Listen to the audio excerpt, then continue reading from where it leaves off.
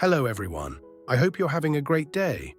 Today we're exploring the moment Tu Na discovers their dream house is carrying a debt she never agreed to. If you enjoy stories like this, don't forget to subscribe so you won't miss the next video. Fresh bamboo posts lay in a neat line beside the new wooden house. The boards still smelled like pine resin. Even the morning light felt softer on this yard. Alex slid a small wrapped box behind the kitchen door. He checked the ribbon. Then his phone lit up. Final payment by noon, or we pause and pull our materials. Alex stared at the message until his eyes burned. He didn't reply. He only set the phone face down, like that could mute reality. Tu Na stepped out with Henry's cup. Her hair was tied back. Her hand rested on her belly out of habit, more than fear. "Henry's still sleeping," she said. Alex nodded, like he hadn't been counting minutes since dawn. He crouched beside the gift. He pressed the bell once, just to test it. Keng Keng Tu Na heard it. "What is that?" she asked. Alex smiled without showing teeth. "Nothing, just something for later." Henry padded out, rubbing his eyes. He saw the ribbon and stopped. "Today?" he asked, already smiling. Tu Na's mouth opened, then closed. She didn't say birthday like it was a fragile thing. She just kissed Henry's hair and whispered, "Wash your face first." Henry shuffled inside. He brushed past the door. The gift bumped the wood, and the bell chimed again. Keng Keng Alex's throat tightened at how easily joy could make noise. His phone buzzed once more. "Please confirm, Mr. Alex. We have other jobs waiting." Tu Na didn't see the screen, but she saw Alex's jaw tighten. She saw the way he looked toward the road instead of toward her. "Is something wrong?" she asked. Not loud, not sharp. Alex answered too fast. "No, everything's fine." Tu Na held his eyes, then she nodded once, deciding not to push in front of Henry. "We'll make a good day," she said, "for our boy." Alex forced his face to match hers, because if the house was their dream, then this morning was the first test of whether the dream could survive the truth. By mid-morning, the yard looked split in two. Bamboo posts on one side, a small string of paper flags on the other. Tu Na tied the flags along the porch. Not too many, just enough for Henry to notice. Alex warmed milk on the outdoor stove. He stirred slowly, but his eyes kept dropping to his phone. Carpenter. Noon. Final payment. Tu Na watched him without asking. She knew what happened when Alex tried to handle it. He carried it alone until it leaked into the house. Henry ran out in his sandals, hair still messy. He pointed at the flags. "For me?" he asked. Tu Na smiled. "For you." Henry clapped, then ran off again, calling to a chicken that ignored him. Alex stepped away and made a call. Low voice, short sentences. "I'll pay. Give me until tonight. Don't come to the house." He came back and acted normal. He picked up the spoon again. He tried to make the morning sound safe. Tu Na reached for the wrapped gift to move it farther inside. Her fingers brushed the bell through the paper. Keng Keng Alex flinched at the sound. Henry heard it from the yard and came running. "What's that?" he shouted. Alex forced a laugh. "Later," he said, "after you eat." A knock came at the bamboo gate. The carpenter's helper stood outside, not stepping in. "Mr. Alex," he called, polite but hard. "I'm just reminding you." Alex walked out alone. Tu Na stayed on the porch with Henry, her smile still on, like a thin blanket. She heard the voices drop lower at the gate. Then Alex's phone pinged. A bank alert. Overdue.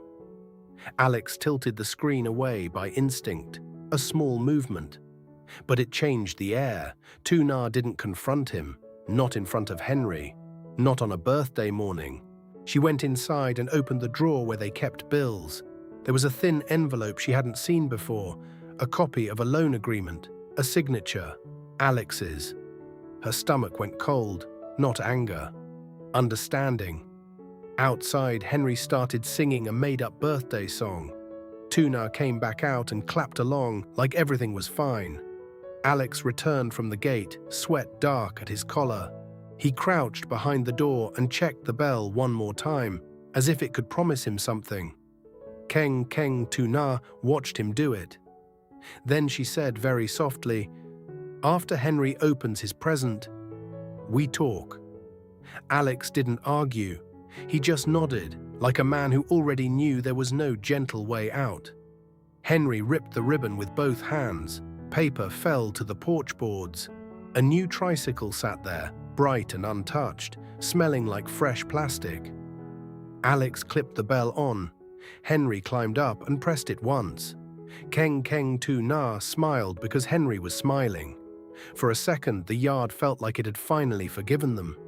Then she lifted the envelope, the loan agreement, Alex's signature at the bottom. Her voice stayed calm. "What is this?" Alex's smile faded. He looked past her to Henry, already pedaling in small circles. "It's temporary," Alex said too quickly. Tu Na opened the paper and read one line out loud. "Collateral, land use rights." Alex's throat tightened. "Just until the next payment," he whispered. "And if you miss it?" Tu Na asked. His mother stepped onto the porch. No shouting, no blame. She only said, "He used my name too." Tu Na froze. Alex didn't deny it. His mother kept her eyes on her son. "He borrowed against the land to keep the factory running," she said, "and to finish this house. He thought if he made it real first, you wouldn't stop him." Alex's hand shook. "I was trying to protect them," he said, looking at Henry. Tu Na's voice cracked at the edges. "A home breaks the moment you hide it from me," she said. Alex swallowed hard. "The payment today. It's not just the fence," he admitted. "If I miss the next date, they can take the land." Tu Na stared at Henry's small back, the way he leaned into the handlebars like he trusted the ground. His mother leaned closer, voice low. "Tell her the part you didn't tell me," she said. Alex looked down. "The factory order I signed last year," he confessed. "I used this land as the guarantee." Henry rode back toward them, grinning, and pressed the bell again like he was calling everyone into his happiness. Keng. And in that moment, Tu Na understood the cruel truth. The dream house was already carrying a debt she had never agreed to carry. Tu Na waited until Henry rode toward the back of the yard, far enough not to hear every word. Alex sat on the porch step. His mother stood beside the table, quiet authority. Tu Na laid the loan paper down. No slam, no drama, just proof. "I'm not asking why you wanted a better life," she said. "I'm asking why you decided I didn't belong in the decision." Alex rubbed his palms on his trousers. "I thought if I fixed it first," he said, "you wouldn't have to carry it." "And now I'm carrying it blind," Tu Na replied. His mother's voice came low. "Listen," she said, "all the way." Tu Na kept going. "Henry thinks this house is safe," she said, "and you're telling me it might not be."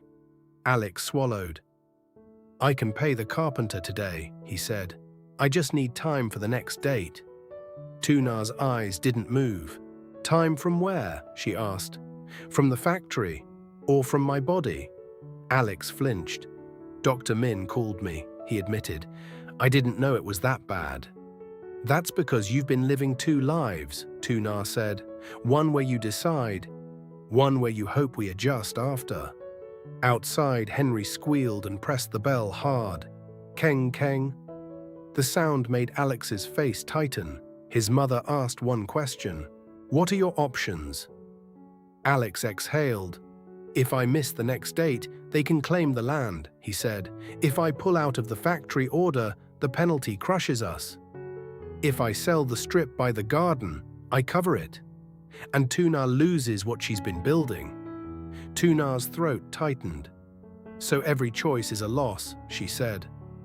Alex looked at her. "I'm trying to choose the least damage." "The least damage to who?" Tu Na asked. His mother stepped closer. "This didn't start today," she said. "It started the first time you used silence to look strong." Alex's eyes dropped. A past mistake didn't need details to hurt. Tu Na asked, steady, "Were you ever going to tell me if it went wrong?" Alex didn't answer. That pause was the answer. Henry rode closer, looping near the porch. He laughed, then sensed the weight. He pressed the bell again, smaller, like he was asking permission to stay happy. Keng Tu Na watched her son. Then she looked at Alex. "I'm not stopping you from building," she said, "but I won't live in a house where I'm the last person considered." Alex's voice broke. "I'm afraid," he admitted, "that I'm not enough unless I keep everyone afloat." Tu Na nodded once, painful and clear. "And I'm afraid," she said, "that if I stay quiet, Henry will learn love means being left out." Alex reached for her hand. Not a solution. Just the first honest thing he'd done all morning. They didn't ruin Henry's day. Not out loud.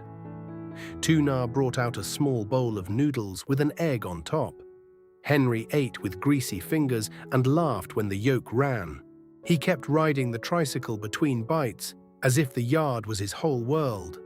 Alex sat on the porch with his phone in his hand. He didn't scroll. He didn't hide. He just stared at the screen like it was a mirror. His mother stepped beside him. "What's due first?" she asked. "The carpenter today," Alex said. "The next date is worse." Tu Na heard it. She didn't come closer. She kept wiping Henry's mouth, steady hands, steady breath. Alex called the carpenter. He spoke like a man swallowing pride. "I can pay the full fence materials now," he said. "Give me 3 days for the rest." The answer on the other end wasn't kind, but it wasn't cruel either. It was business. "It's your last extension," the carpenter said. Alex thanked him anyway. That thank you cost him something. His mother pulled a small pouch from her bag. Old cloth, careful knots. Alex looked at it and shook his head. "No," he said. His mother didn't force it into his hand. She set it on the table. "You can call it pride," she said. "I call it a bridge." Tu Na finally stepped closer. Her voice stayed gentle, but it had a line in it. "If we take that," she said, "we do it with rules. No more secrets. No more later, I'll tell you." Alex nodded fast. "I know," he said. His mother looked at Tu Na, not judging, measuring. Then she nodded once, almost like approval. Henry rode past them again, shouting, "Look!"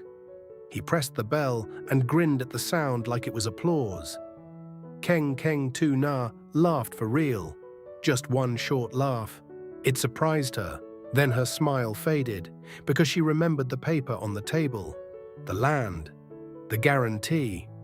She put her hand on her belly and felt a small tightness. Not pain yet. A warning. Alex saw it. He stood up too quickly, then stopped himself. He lowered his voice. "Are you okay?" he asked. Tu Na nodded. "I'm here," she said, "but I'm not built to carry shocks every week." Alex's mother looked away toward the bamboo fence. Her own guilt lived there, unspoken. Henry rode again, slower now, tired from happiness. His bell chimed once more as he turned toward the porch. Keng. Alex watched his son and understood the real price.